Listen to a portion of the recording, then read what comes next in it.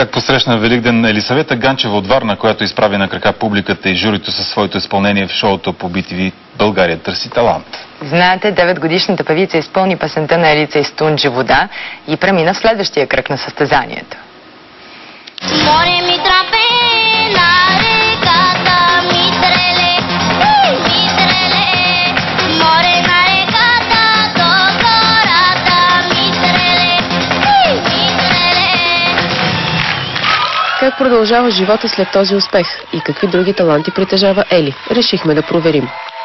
На вратата ни посрещат Елисавета, по-малкият и брат Станислав и техния котарак Томи. Разбираме, че освен да пее, Ели обича и да танцува. 4-та година ходи на танцува, с народни танци се занимава. На нея това и се отдава и харесва. Важното е, че и харесва. Слушам много типови песни, ама най-много ми допадат тези песни народните. Най-важното в това семейство е подкрепата и обичта. Каквото мога ни да я насочим и да я насърчим, няма никакъв проблем. И виждам, че това е хубаво и е в нейна полза. За семейство Ганчеви най-вълнуващият момент е участието на Ели в шоуто "България търси талант". Изпя си песента с голяма лекота. Аз бях сигурно най-гордият човек на земята точно в този момент.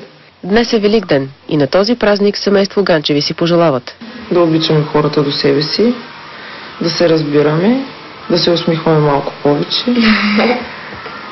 И смятам, че това са нещата, които може би ще направят по-добри. Когато мислим позитивно, ни се случват позитивни неща. За BTV новините от Варна, Нивелина Няголова.